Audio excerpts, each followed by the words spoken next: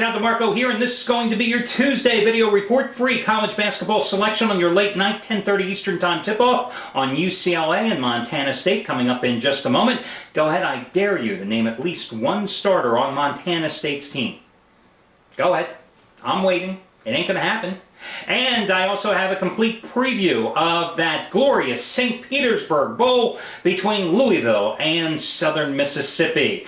Last night, of course, capping the week with a 10-dime NFL teaser, number 2 in a row, with Chicago and the over against Minnesota. Number 1 was last Thursday night with San Diego and the over against San Francisco. And again, guys, as I always tell you about teasers, if you know what you're doing and you just confine yourself to the standard 2-team 6-point teaser in the pros, you can make money with teasers. Absolutely can make money on teasers. You love finding that 6, 7-point favorite, sometimes even up to a 9-point favorite that you can take down to less than a field goal. And, you base it all on the fact that, all things considered, if it's a virtual pick'em game, can Team A beat Team B? Well, that was the case last night with the Bears, and then I had a great total. 27.5 points was my total, and I called for the over. I didn't care that it was going to potentially snow. I'll tell you what, when it snows, when it rains, it's bad weather conditions, 9 times out of 10 you're going to have the over, because remember this, the offense always knows what it's going to do on the field. The defense has got to be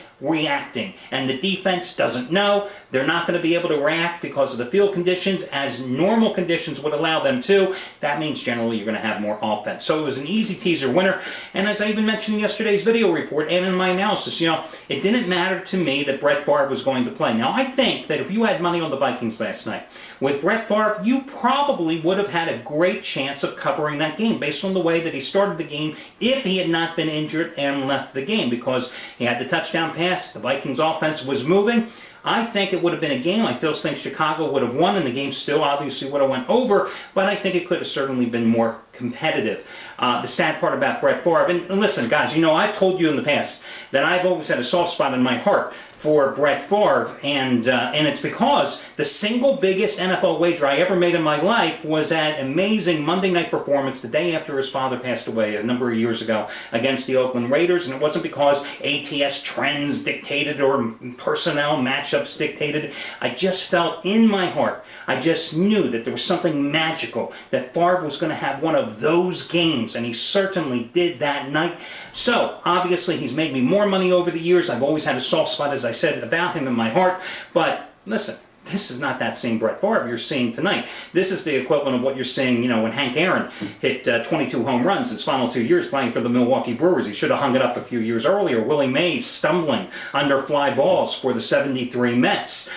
Joe Namath finishing his career in obscurity with the LA Rams. Johnny Unitas finishing in obscurity with the San Diego Chargers. Gale Sayers trying to hang on a couple years too long after the knee injuries robbed him of his speed and elusiveness. That's where Brett Favre is now. He had a Camelot season last year until that final interception. He should have hung it up because you knew there was no way you're going to have one of those once-in-a-lifetime seasons again. That's why they say it's a once-in-a-lifetime thing, because it doesn't happen twice, and Brett Favre is no exception to the rule. So, sorry to see him go, but certainly made me a lot of money over the years. Now, as for your free selection tonight, I'm going to go with UCLA, minus the 16.5, 17 points at home against Montana State. A lot of people will look at a fellow Big Sky team that UCLA played earlier this year, Montana, who beat the Bruins at Pauley Pavilion rather handily. In fact, it was a 15-point blowout margin late in the game until the Bruins came back to make it a respectable loss.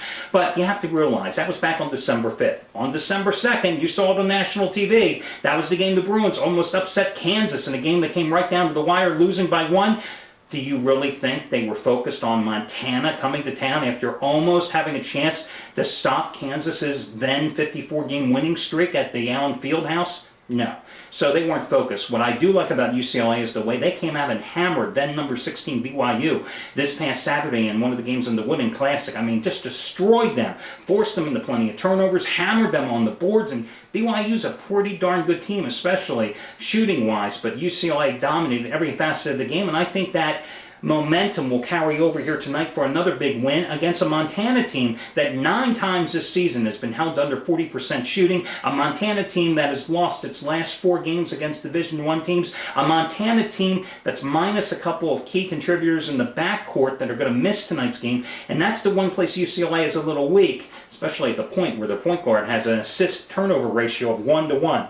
Think about that, 1 assist to 1 turnover. You want 3.5 to 1 to be a good point guard, you know? So they struggle there, but UCLA has a pair of outstanding 6'8" forwards, Tyler Honeycutt and Reeves Nelson.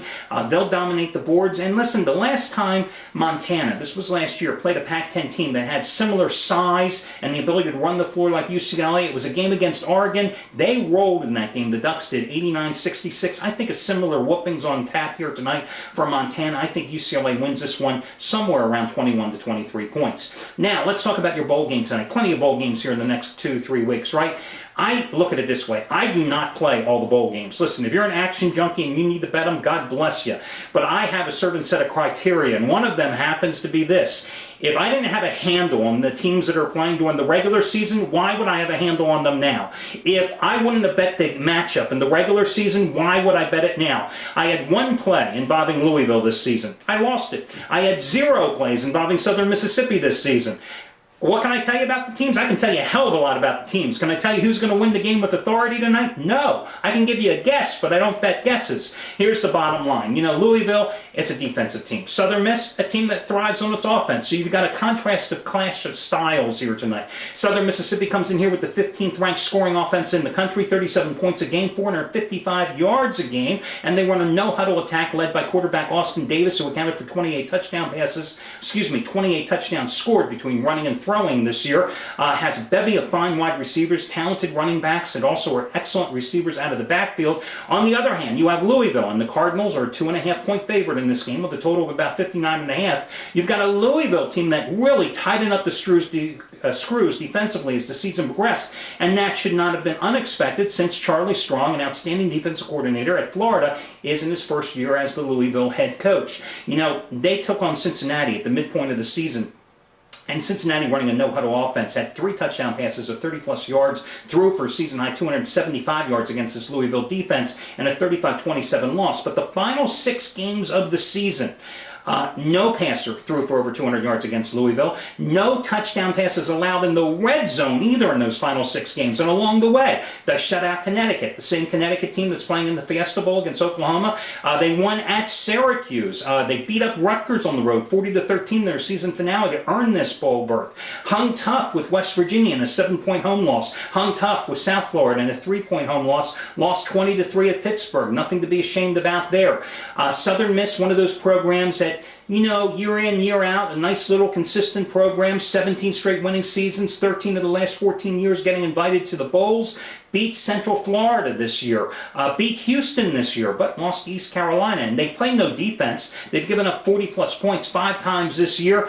Louisville's going to try to run the ball with Powell, who's back from a knee injury. But Southern Mississippi, one of the top run defenses in the league, giving up just 113 yards a game. That ranks them 13th in the nation. I think tonight, though, defense wins out over offense. I think Louisville will be able to muster just enough points to escape here. I think Strong's team is the better defensive squad, obviously, and the numbers prove it. So I would go ahead and lay the 2.5 points with Louisville, but that's just a guess. Good luck, everybody. I'll catch you again on Wednesday.